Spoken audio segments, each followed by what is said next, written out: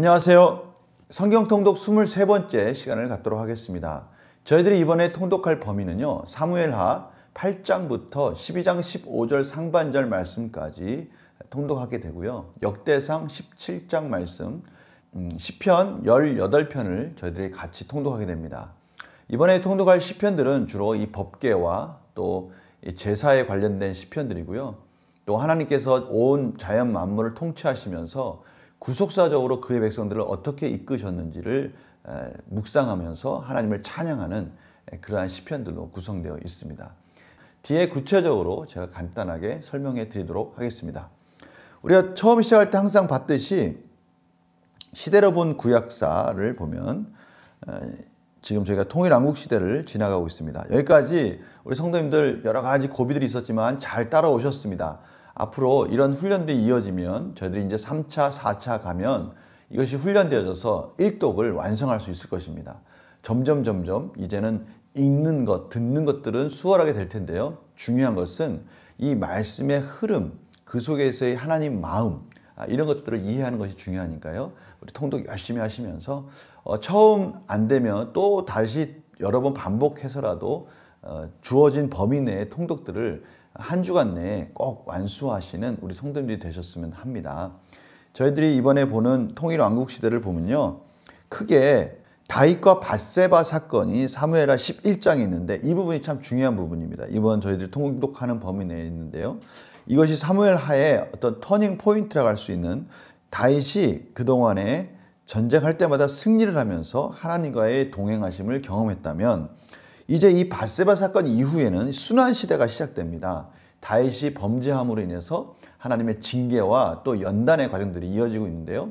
그 터닝 포인트가 바로 사무엘하 11장에 있는 이 다윗과 이 밧세바 사건입니다. 이 부분이 갖는 의미를 저희들이 좀 잘 이해하는 것이 중요합니다. 그래서요, 이 사무엘하를 한눈에 정리하면 전반부에 이 다윗의 승리가 나옵니다. 1장에서 12장까지 나오는데요.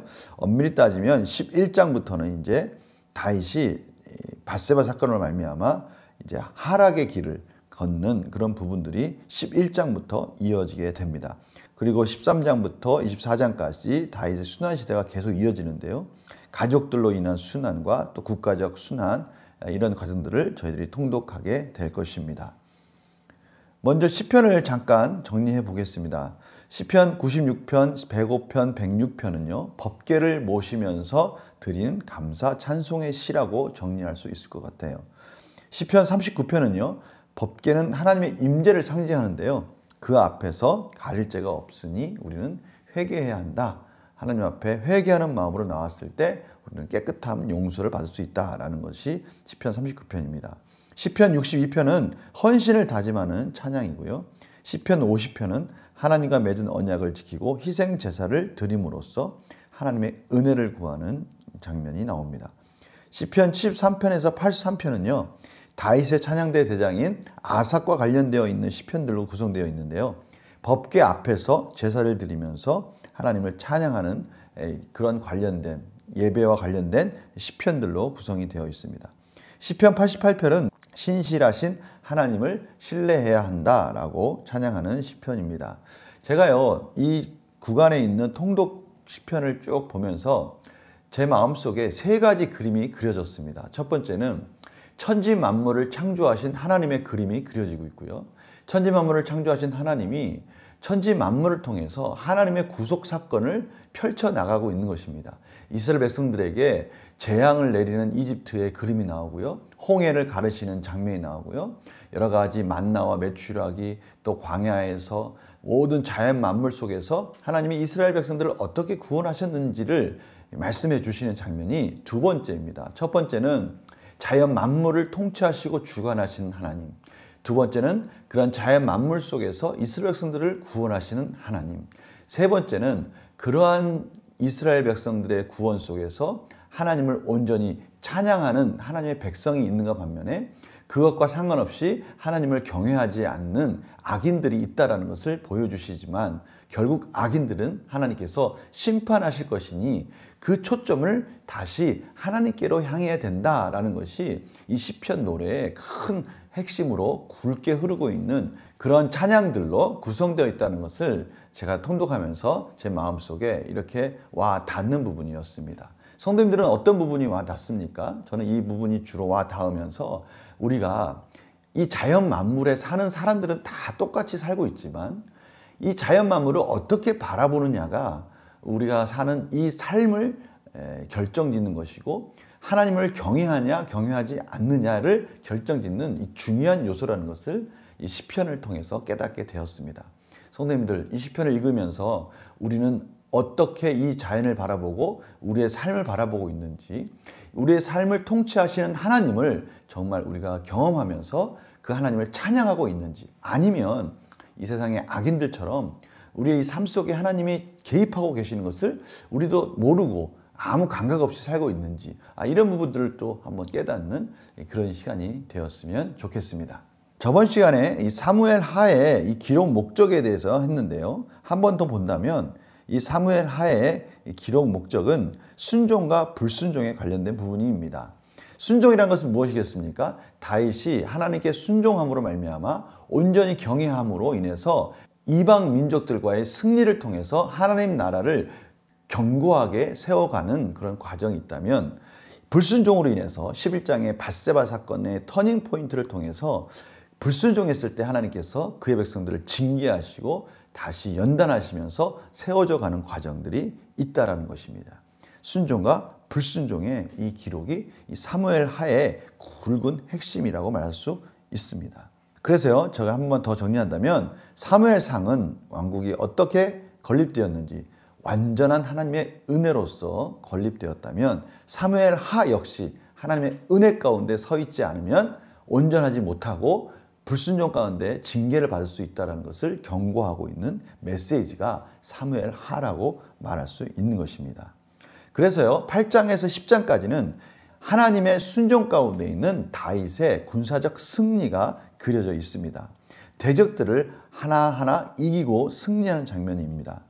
블레셋을 이기고요, 모압과 시리아의 소바와 아람, 에돔과 싸워서 이깁니다. 그리고 대적들에게서 전리품을 받습니다. 제가 이번 주일 오후에 전리품에 대해서 말씀드리지 않았습니까? 대적들에게 이 전리품을 받는다는 것은 아주 중요한 의미가 있죠. 제가 주일 오후에도 말씀을 드렸지만 이 전리품은 승리의 기념품 아닙니까? 이것을 나눈다는 것은 이제 이 승리를 통해서 하나님이 우리와 함께 하시고 하나님이 놀라우신 통치와 하나님께 대한 찬양과 경배의 축복의 개념이 승리한 이스라엘 백성들에게 임했다라는 것을 말씀하시는 것이죠. 너무 중요한 부분입니다. 이 전리품을 받습니다. 8장 부분을 요약한다면 다윗이 어디로 가든지 여호와께서 이기게 하셨더라. 바로 이 부분입니다. 하나님을 사랑하고 섬기는 사람들에게 하나님께서 승리를 주신다. 이것은 다윗에게 전쟁을 통해서 보여주신 하나님의 은혜라면 이것 또한 저희들에게는 영적인 의미를 가지고 있다고 할 수 있습니다. 다윗이 전쟁에서 하나님의 백성으로서 하나님을 의지했을 때 받은 그 승리와 전리품이 있다면 저희들에게는 영적으로 하나님을 의지하고 하나님 안에서 살 때 영적 전쟁에서 승리하는 하나님의 은혜가 있고요. 그 승리와 함께 전리품들이 있습니다. 다양한 은혜들이, 다양한 축복들이 우리 삶 속에 펼쳐진다는 것이죠. 우리가 구약을 읽을 때 이것을 그 당시에 실제적인 역사적으로 우리가 읽지만 그 역사 속에서 하나님께서 말씀하시고자 하는 메시지를 잡는 게 중요한데요. 그 신앙적 원리를 잡는 게 중요한데요. 지금 이 다윗에게 있어서는 바로 이 부분입니다. 하나님을 사랑하고 섬기는 사람들에게는 하나님께서 승리와 전리품들을 통해서 그것을 확인시켜주고 복을 내려주신다라는 것이죠. 우리의 영적인 이 의미를 우리는 이 사무엘 하를 읽으면서 사무엘 하 8장에서 10장까지를 읽으면서 그것을 깨닫게 되는 것입니다. 승리와 함께 다윗이 또 의로운 통치를 합니다. 이스라엘에 대한 의로운 통치를 하는데요. 다윗이 온 이스라엘을 다스려 다윗이 모든 백성에게 정의와 공의를 행할세라고 말씀하고 있습니다.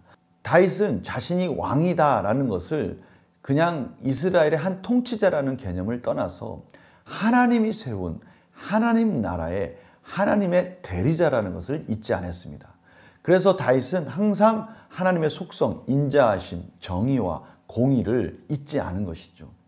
그것을 그대로 흘려보냄으로 인해서 이스라엘은 하나님의 나라다라는 것을 나타내기를 원한 것입니다. 대표적인 사건이 하나 나오는데요. 그것이 바로 무비보셋에 대한 의로운 대우입니다. 무비보셋은 요나단의 아들인데요. 그는 불구로서 다리를 절룩거리면서 참으로 힘들게 평범한 삶을 살고 있었습니다. 그런데요, 다윗이 사울의 그 친족들을 찾는 겁니다. 왜냐하면 약속한 게 있었거든요. 요나단과 약속한 게 있었어요. 다윗은 사울의 자손들을 잊지 않고 보살피겠다고 요나단과의 그 약속이 있었기 때문에 그 약속을 지키는 겁니다. 이것이 또 무엇을 말하는 겁니까?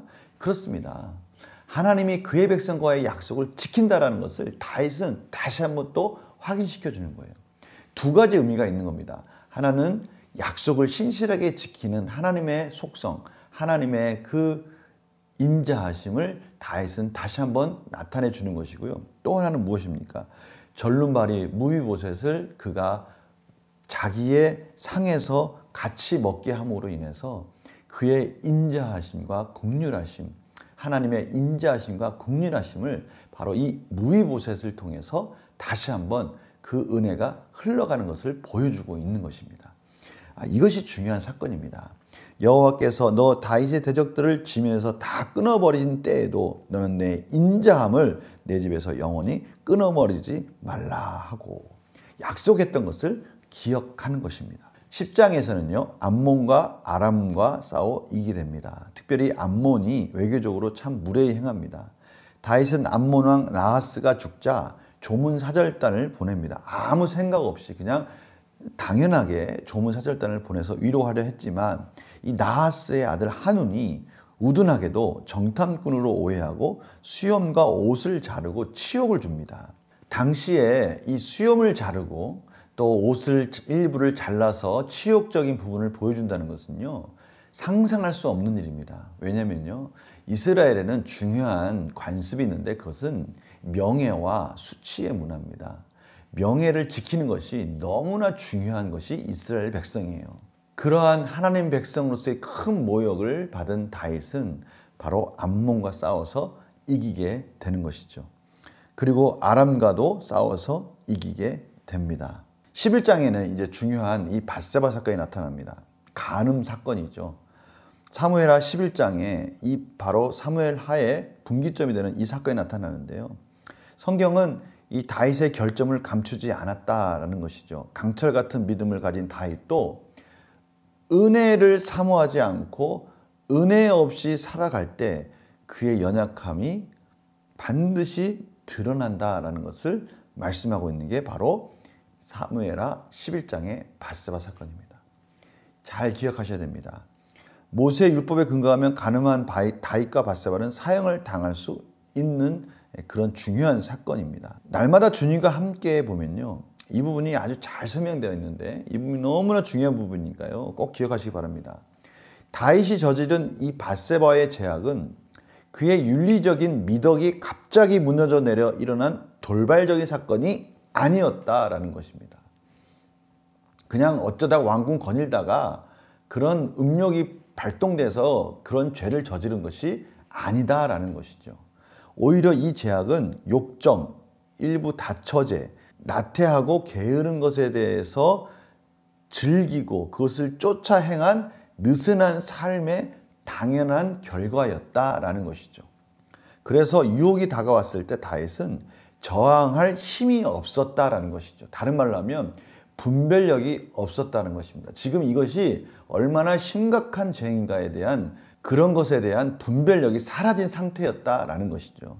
그리하여 여러 세대에 걸쳐 다윗과의 집안에는 음모, 부도덕, 시기, 그리고 살인 등이 끊이지 않았고 둥개의 소리가 요란하게 들렸다.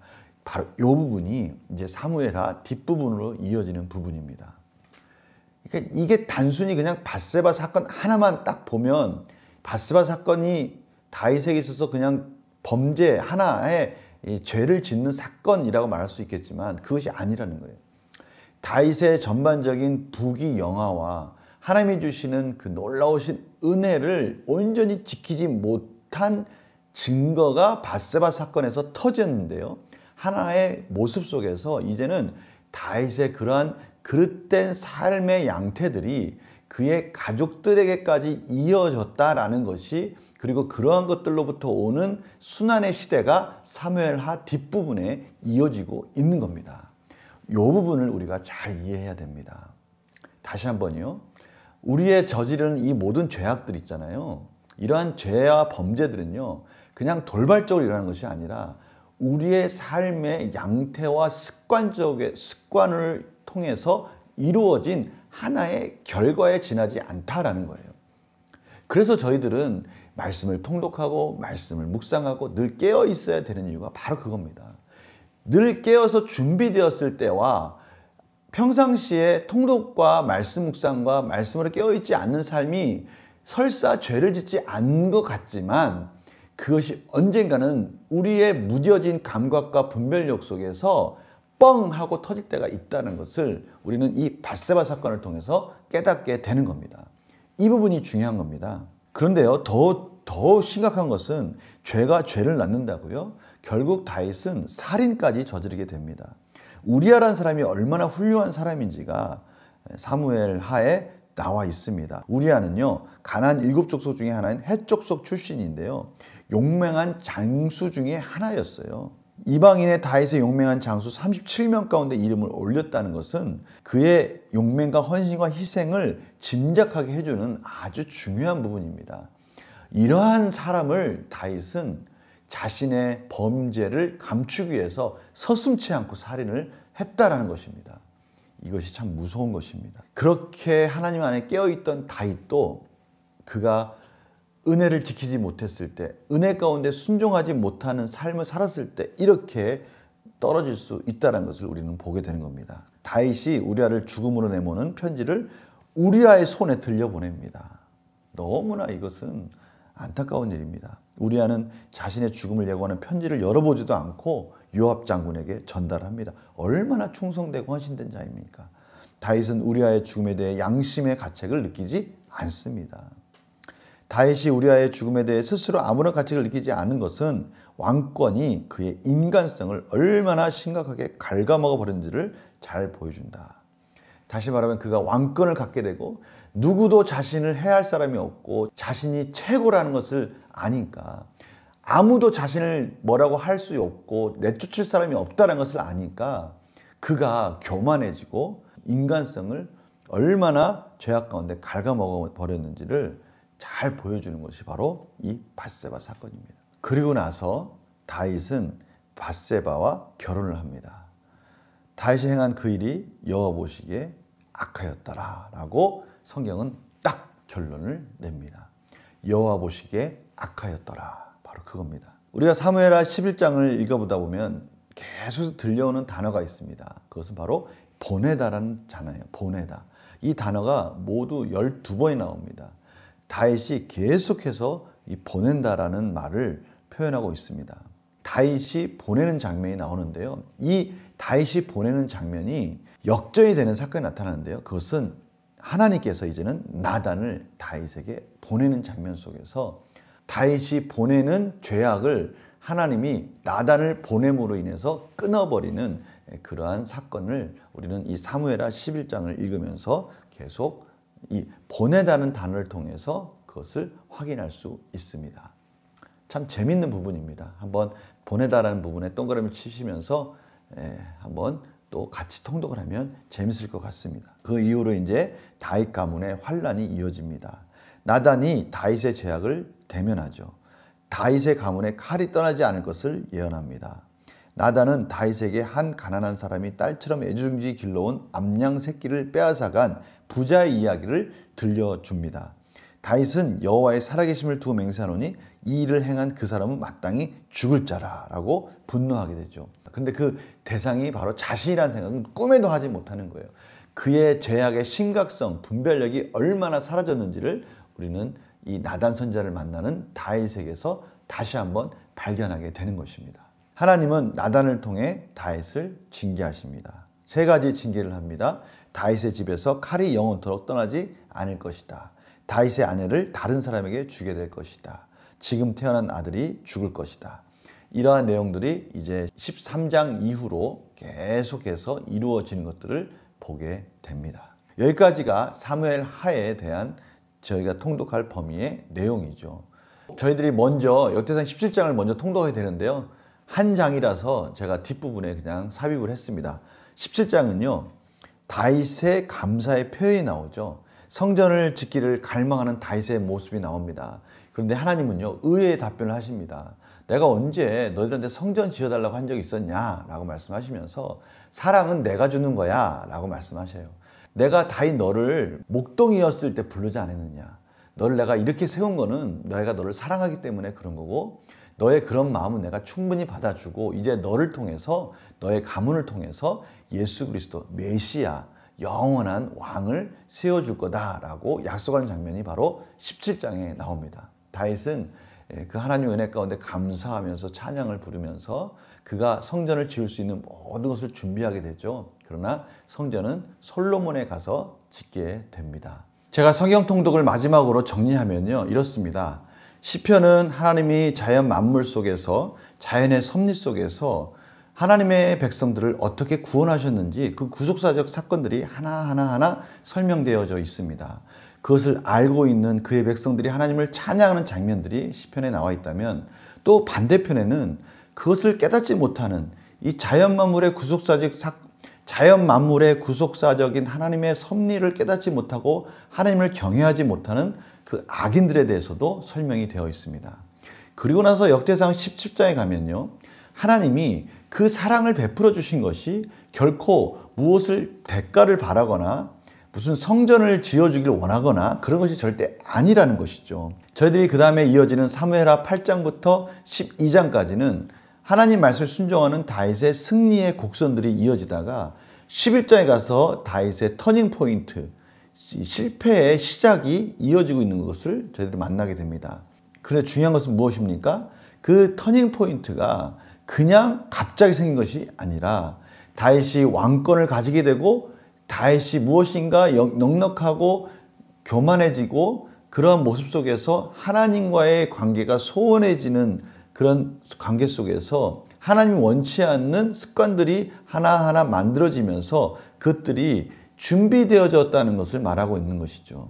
바로 이 부분을 우리들이 놓치지 말고 통독 가운데 깨달았으면 합니다. 이번 한 주 동안 명절이 있어서요. 저희들이 통독을 원래 화요일, 목요일 2번 하지 않습니까? 그런데 목요일은 명절이라서 뺐습니다. 그러나 제가 주일 5회도 말씀드렸지만 깨어 있어야 합니다. 깨어 있지 않으면요. 이 깨어 있지 않은 삶이 아무 일 없는 것 같은데 이미 그 안에는 죄로 결정 지어질 수 있는 결과들이 그 가능성들이 얼마든지 있다는 것을 꼭 기억하면서 말씀 묵상과 또 성경 통독을 통해서 깨어 있어야 된다는 것을 꼭 잊지 마시기를 간절히 소망합니다. 명절 잘 보내시고요. 또 말씀 묵상 잊지 마시고요. 계속해서 온라인상으로 저희들이 말씀의 교제를 나눴으면 합니다. 수고하셨습니다. 안녕히 계세요.